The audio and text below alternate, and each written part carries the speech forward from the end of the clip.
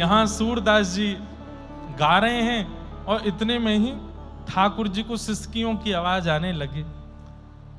ठाकुर जी बोले ये सिसकी कौन ले रहे हो? देखी तो बगल में श्री जी खूब जोर जोर से नेत्रन से आंसू गिर रहे हैं और कह रहे हैं मोकू इनको नेत्र देने, अभी कृपा करूंगी इन पे।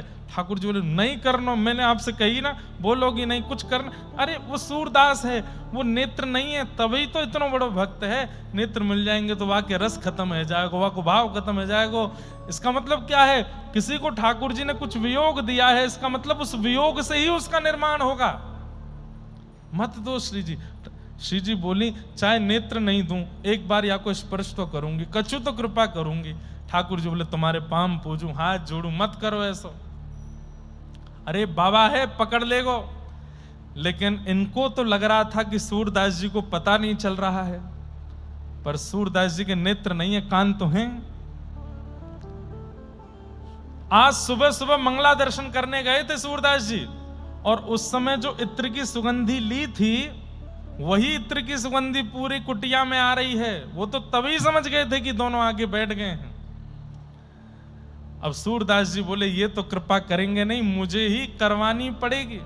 और सूरदास जी बिल्कुल अनजाने से ही बने, लाठी उठाई अपनी और लेकर के चलते चलते खिड़की खोली और दरवाजा खोल के बाहर निकले।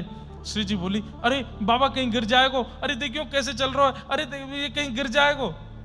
अरे वो सूरदास है, वहां की उम्र ना देख रही, 70 साल को है गयो, अभी तक सब चलनो फिरनो सब आदमी सब पता हो गली मोहल्ला कौन से हैं। प्रिया जी बोली मैं तो आज पहली बार मिली हूं, मैं ऐसे नहीं, मैं इनको एक सहारो दे दूं। ठाकुर जी बोले कोई आवश्यकता नहीं है श्री जी, जल्दी चलो, मंदिर खुलवे वारो, दर्शन देनो है। अच्छा एक दूर तक देखन दो ये कहां जाएंगे। सूरदास जी जानबूझ करके उस रास्ते पर गए जहां आगे गड्ढा गहरा सूखा कुआ था। बोले यहां गिरूंगो, इनके सामने गिरूंगो, ठाकुर जी तो नहीं उठाएंगे, लेकिन आज श्री जी आई हैं, वो उठाए बिन मानेंगी नहीं, और आज उठाएंगी तो बस जीवन भर के लिए उठ जाऊंगा मैं। और सूरदास जी ऐसे चलते जा रहे हैं और चलते चलते चलते आगे जैसे ही कुआं आया, श्री जी बोली अरे कुआं गिर जाएगा। इतने में तो सूरदास जी गिर गए।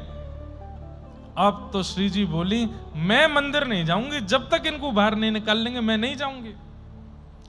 ठाकुर जी बोले चलो। ऊपर कुआं के ऊपर से ठाकुर जी झांक रहे हैं, कैसे निर्दयी हो आप हैं, ये बेचारो आंधरो यहाँ पे पड़ो है, या को निकाल के नहीं जाओ, निकालो चलो। अब कैसे निकारूं? बोले इतनी बड़ी कारी कमरी ओढ़ रखी है, या को नीचे डारो। बोले इतनी लंबी ना है। बोले लो मेरी चुनरी बांध दो यहाँ में।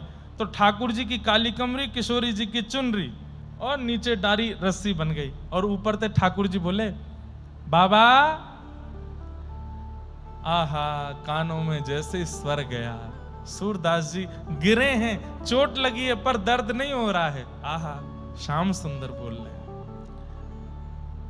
बोले ये नाटक कर रहे हैं तो मैं भी नाटक करूं? सूरदास जी बोले हाँ भैया लाला कौन है?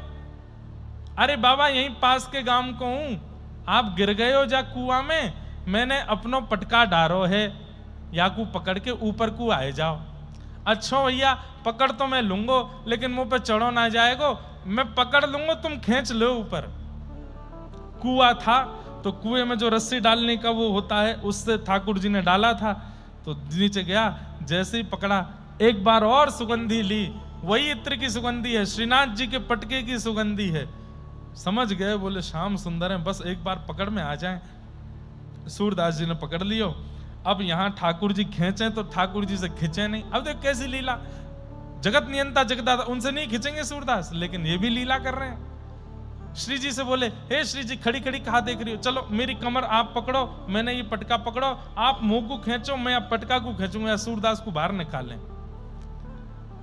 अब श्री जी ठाकुर जी को खींच रही हैं, ठाकुर जी पटका खींच रहे हैं, और धीमे धीमे धीमे सूरदास को बाहर ला रहे हैं। सूरदास जी बीच बीच में रो जाते हैं, भावुक हो रहे हैं। जय हो कृपानाथ, बड़ी कृपा बड़ी कृपा। जैसे ही सूरदास जी बाहर आए, बाहर आकर के वो बीच के मार्ग से बस नीचे कूदना था। ठाकुर जी बोले, सूरदास जी ने पटका पकड़ रखा है, ठाकुर जी बोले हाँ बाबा अब कूद जाओ, पटका दे दो मुझे। ठाकुर जी की आवाज जहां से आ रही थी, सूरदास जी ने उसी दिशा में जोर से छलांग मारी और ऐसे छलांग मारी पकड़ने की भावना से कि पकड़ में आ जाए। तो ठाकुर जी तो किनारे हट गए, श्री जी के चरणन में जाके गिरे और दोनों चरण ऐसे पकड़ लिए सूरदास जी ने और पकड़ करके कस के पकड़ लिए बिल्कुल। अब ठाकुर जी जल्दी श्री जी के हाथ पकड़े, चलो चलो जल्दी चलो। और श्री जी ने जल्दी जल्दी अपने चरण हटाए। जैसे ही दौड़ने लगी तो एक नूपुर श्री वहीं सूरदास जी के पास ही रह गया। सूरदास जी ने चुपचाप वो नूपुर उठाए करके अपनी अंटी में दबाए लियो। अब जैसे ही ठाकुर जी श्री जी को लेके दौड़े, यहाँ सूरदास जी बोले, कहाँ है भैया लाला? अरे मुंह को निकारवे वारो, कहाँ चलोगो भैया? दूर से ठाकुर जी चिल्ला रहे, बाबा मेरी मैया बुला रही है, फिर कभी आऊंगो। लेकिन किशोरी जी बोली, श्याम सुंदर, हाँ मेरी एक पाजेब कहाँ है?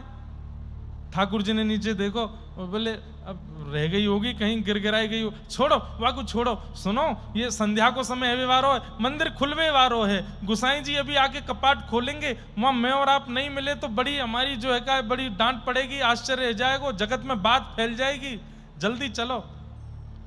श्री जी बोली, पहले मेरी नूपुर लाओ, वह नूपुर को पहन के जाऊंगी, वहां के बिना नहीं जाऊंगी।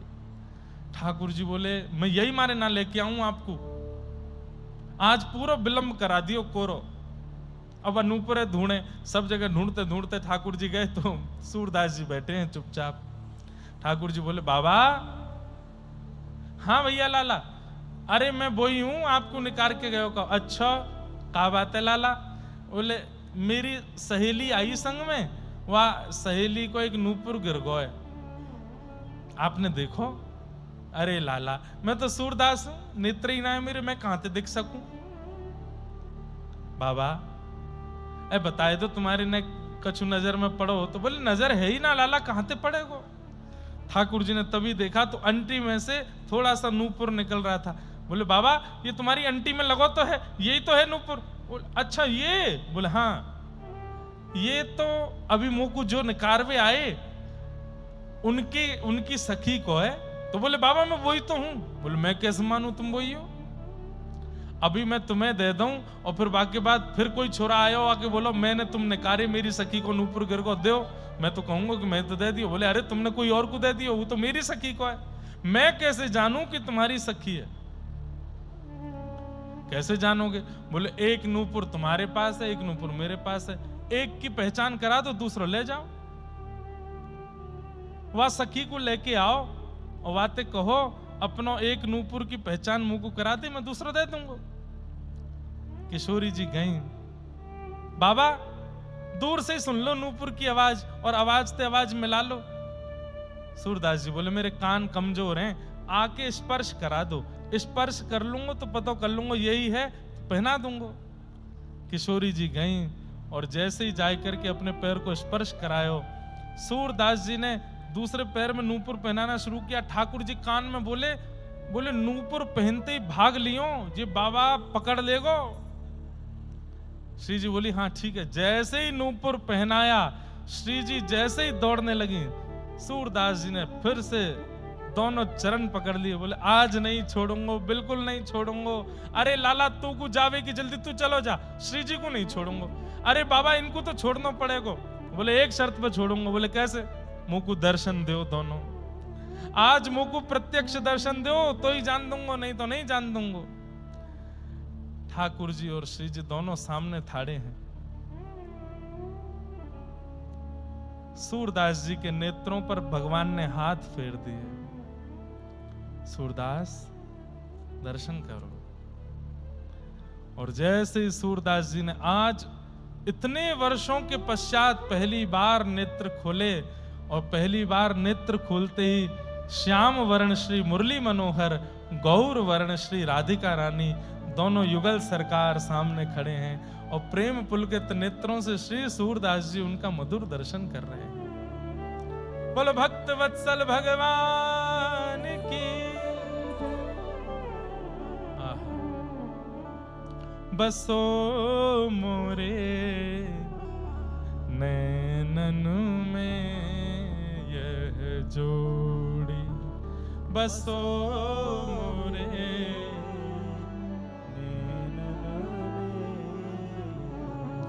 नव दुल्हे ब्रजराज सांवरो, नव दुल्हे ब्रजराज सांवरो, दुल्हन राज